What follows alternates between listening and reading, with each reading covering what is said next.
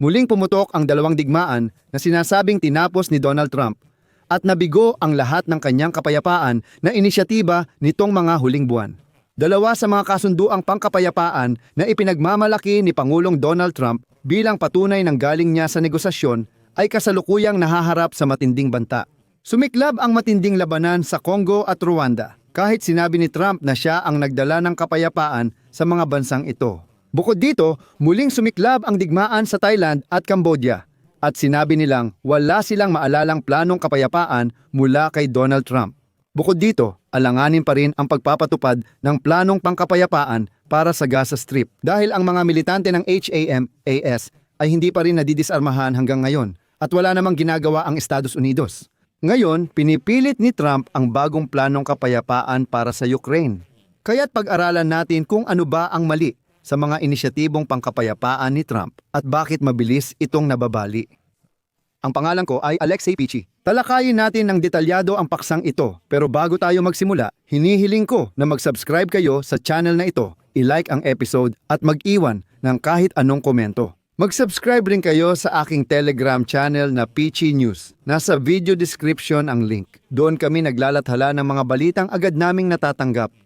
Kaya, dalawa agad sa 8 kasunduang pangkapayapaan ni Donald Trump ang nabigo sa loob lang ng wala pang isang linggo. Wala pang isang linggo matapos pumirma sina Congo at Rwanda.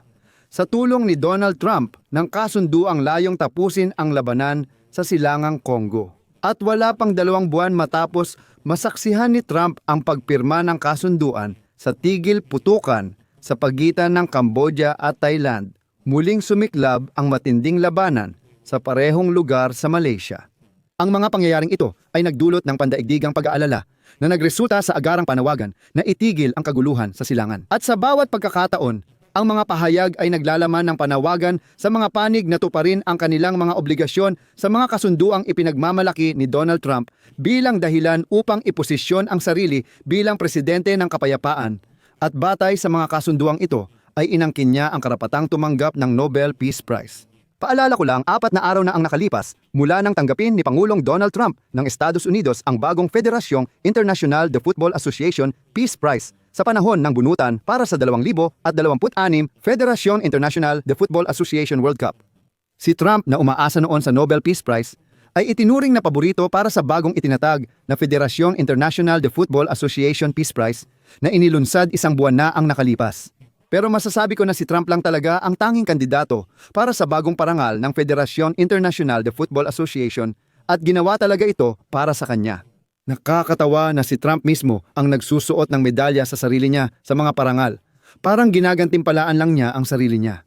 Nanawagan siya sa social media na itigil ang panunukso sa kanya tungkol sa parangal ng kapayapaan mula sa Federasyon International de Football Association.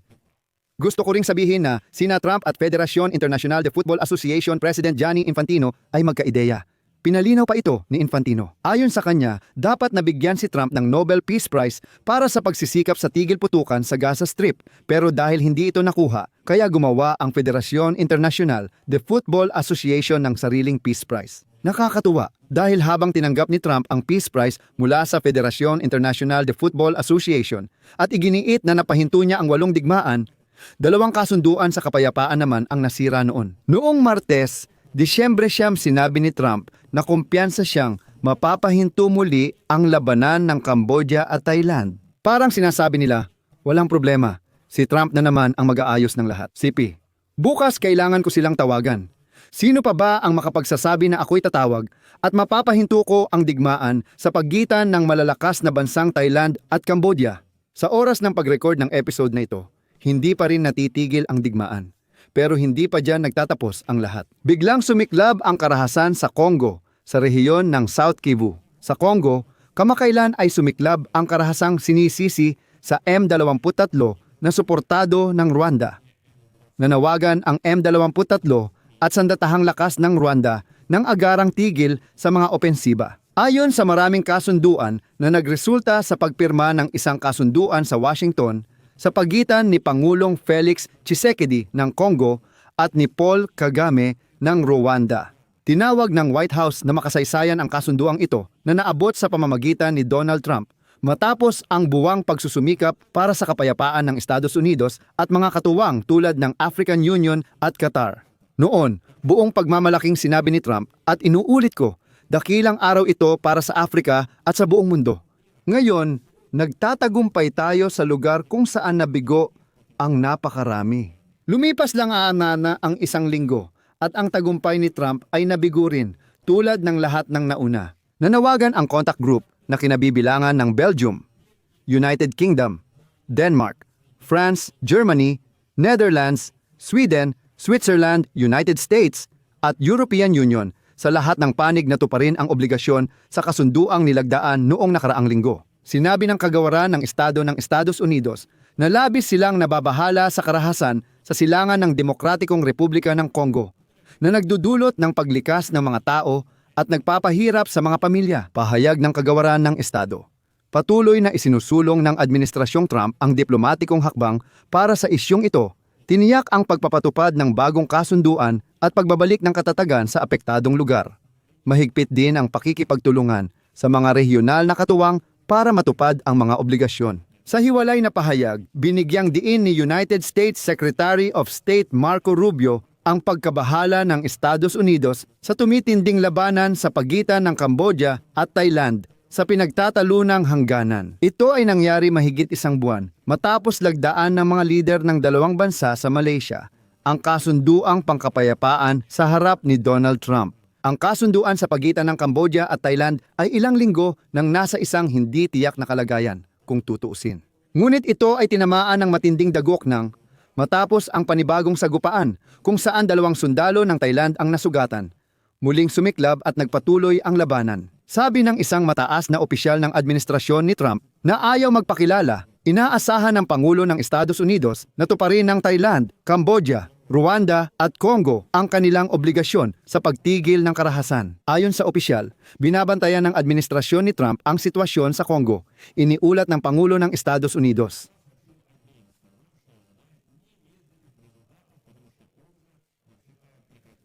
Paulit-ulit na binanggit ni Trump ang 8 kasunduan, kabilang ang 2 nabanggit bilang patunay ng kanyang tagumpay sa pagpapatigil ng mga labanan. Bagaman ang isa pang kasunduan, ang plano ng pagtigil ng digmaan sa pagitan ng Israel at HAMAS sa Gaza, ay nananatiling hindi patiyak at patuloy pa rin ang mga paunti-unting labanan. Habang ang napakahalagang ikalawang yugto ng planong pangkapayapaan ay kasalukuyang ginagawa pa, ibig sabihin, napirmahan na ang planong pangkapayapaan pero ang ikalawang yugto ay ginagawa pa lang.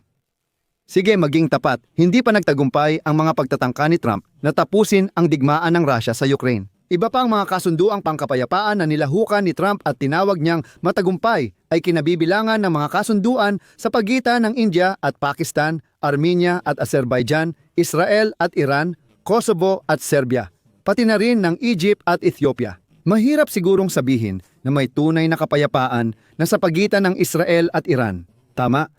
Ilagay sa komento ang opinyon ninyo sa mga pagsisikap ni Donald Trump para sa kapayapaan. Bakit sa tingin ninyo nabibigo ang kanyang mga kasunduan? At ano pa ang inaasahan ninyo na mangyayari? Mga kaibigan, dito ko natatapusin. Isulat ninyo ang inyong opinyon at mga konklusyon sa mga komento sa ilalim ng episode na ito. Mag-subscribe kayo sa channel at pindutin ang kampanilya para hindi ninyo ma-miss ang mga susunod na episode. Kung nais ninyong suportahan ang YouTube channel na ito at naging interesante ang episode, maaari kayong mag-donate o mag-subscribe gamit ang mga link at detalye. Sa video description, nakalagay na suportahan ang channel ni Alexi Pechi. Piliin ang suportang format na komportable sa inyo. Magpapasalamat ako sa anumang suporta mula sa inyo. Pasensya na sa pag-uulit. Hanggang dito na lang. Ingatan ninyo ang inyong sarili. Paalam sa lahat.